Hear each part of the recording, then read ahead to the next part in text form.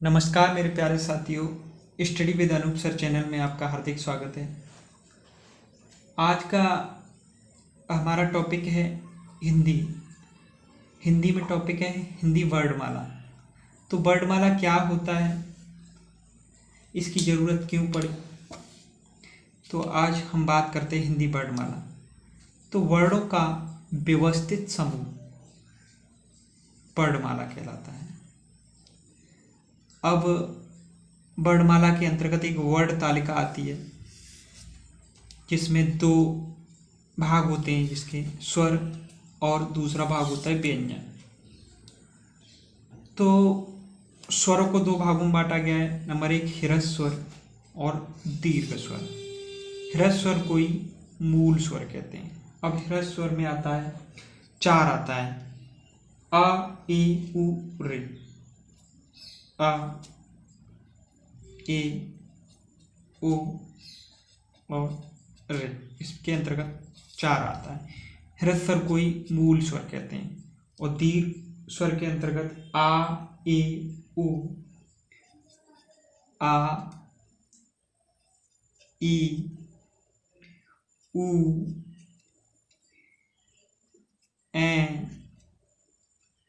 ए ओ आओ। कुल चार सात आते हैं। अब हम बात करते हैं स्पर्श। अब हम इधर आते हैं व्यंजन। तो ये भी पांच भागों में विभक्त हैं: स्पर्श, अंतस्थ, ऊष्म, आगत और संयुक्त। तो स्पर्श व्यंजन में आता है क से प वर्ग, क से प वर्ग। क से पर वर्ग में आता है 25। और दो उच्छिप्त व्यंजन और आते हैं, ड उच्छिप्त व्यंजन। उच्छिप्त व्यंजन होते हैं ड और ढ। तो 25 + 2 टोटल 27 हो जाते हैं। अब अंतस्थ व्यंजन य र ल व, कुल चार होते हैं। ऊष्म स स श ह, श श स ह, कुल चार होते हैं। आगत उर्दू के शब्द होते हैं ज और फ, कुल दो होते हैं। संयुक्त व्यंजन छ तर ज्ञ श्र, त्र ज्ञ और श्र, कुल चार ये भी होते हैं। अब हम बात करते हैं, इस तरह स्वरों की संख्या होती है। टोटल स्वर हमारे होते हैं 11। व्यंजन होते हैं 41। टोटल 52 हो जाते हैं। आज हम बात करते हैं स्वरों का वर्गीकरण। स्वरों का वर्गीकरण, क्लासिफिकेशन ऑफ वॉवेल्स। तो इससे पहले हम बात करते हैं स्वर होता क्या है। तो स्वर की परिभाषा समझ लेते हैं। जिन वर्णों का उच्चारण बिना किसी अवरोध के तथा बिना किसी दूसरे वर्ण की सहायता से होता है उन्हें स्वर कहते हैं। स्वरों को चार तरीकों से विभाजित किया गया है उनको बोलने के आधार पर। तो कंठ से बोले जाने वाले शब्द, कंठ से बोले जाने वाले स्वर हैं अ, आ, दोनों मिलाकर के, और होता है आ और आ, चार कुल होते हैं। तालव्य के अंतर्गत ई, ई और ई, कुल तीन होते हैं। मूर्धन्य, मूर्धन्य के अंतर्गत एक आता है रे। ये भी स्वर होता है। बहुत बड़ा कंफ्यूजन होता है कि रे क्या होता है, स्वर होता है। और एक होता है ओष्ठी। मूर्धन्य के अंतर्गत और आते हैं ए, और ओ आओ। बहुत बड़ा कंफ्यूजन रहता है मेरे दोस्तों इसको याद करने में। ओष्ठ के अंतर्गत आते हैं उ और उ। देखो ये कोई बहुत बड़ी चीज़ नहीं, इसको अगर हम बोलने के आधार पर बोल के अगर प्रैक्टिकल करें तो बहुत जल्दी समझ में आता है। अब बात आई कंठ। कंठ होता क्या है? तो मुंह के भीतर की छत का पिछला भाग, मुंह के भीतर की छत का पिछला भाग कंठ के अंतर्गत आने वाला आता है। तालव्य,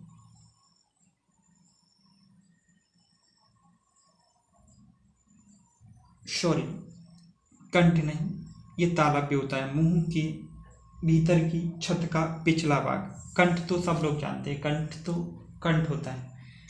अब बात करते हैं मूर्धन्य की। तो मुंह के भीतर की छत का अगला भाग मूर्धन्य, मुंह की भीतर की छत का अगला भाग। ओष्ठ, ओष्ठ पता ही है सब लोगों को, कंठ और ओष्ठ पता है, तालव्य और मूर्धन्य मैंने डिफाइन कर दिया। अब स्वर हो गया। अब बात आती है व्यंजनों की, क्लासिफिकेशन ऑफ कॉन्सोनेंट्स। तो व्यंजन देख लेते हैं।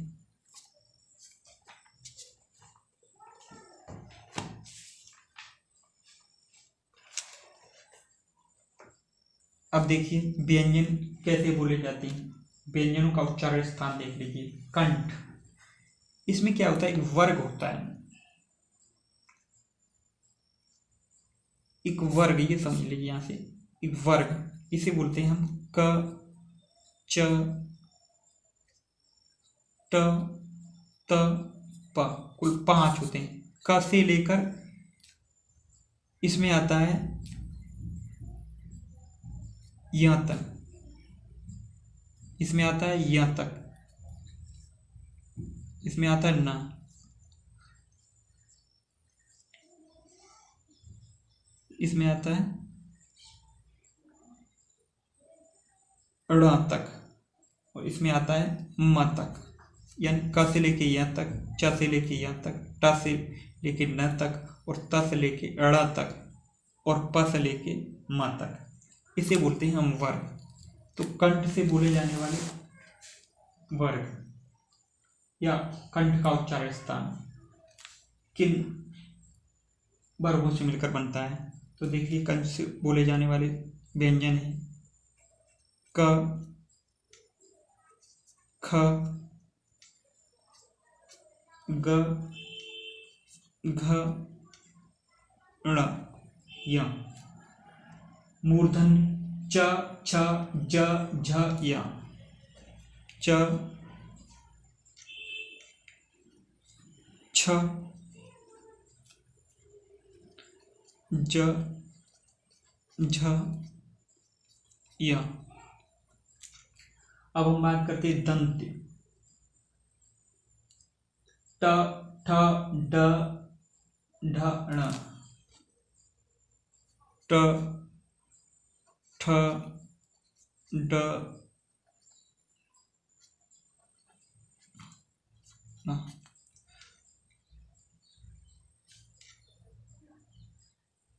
अब हम बात करते हैं दंत। त, थ, द, ध, न। त, थ, द, ध, न।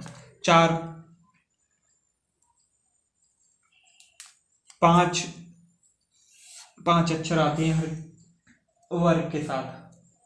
अब हम बात करते हैं ओष्ठ। दोनों ओठ होते हैं, तो इसके अंतर्गत आते हैं प, फ,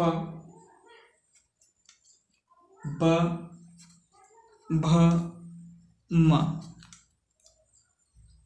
ये तो इम्पोर्टेंट की एक ट्रिक भी याद कर लो, इनको कैसे सीरियल वाइज बनाए। तो इसके लिए होता है क, ता, मु, द, ओ। एक शब्द याद रख लो, क, ता, मु, द, ओ। ये शब्द याद, इससे पूरे वर्ग तैयार हो जाएंगे।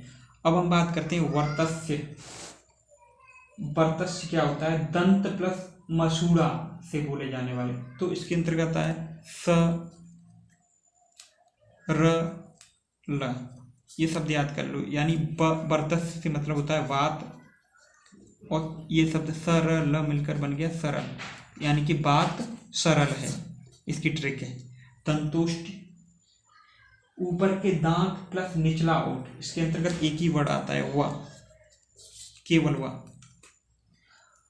अब हम बात करते हैं मूर्धन्य की, तो मूर्धन्य के अंतर्गत एक वर्ड आता है श, केवल स आता है।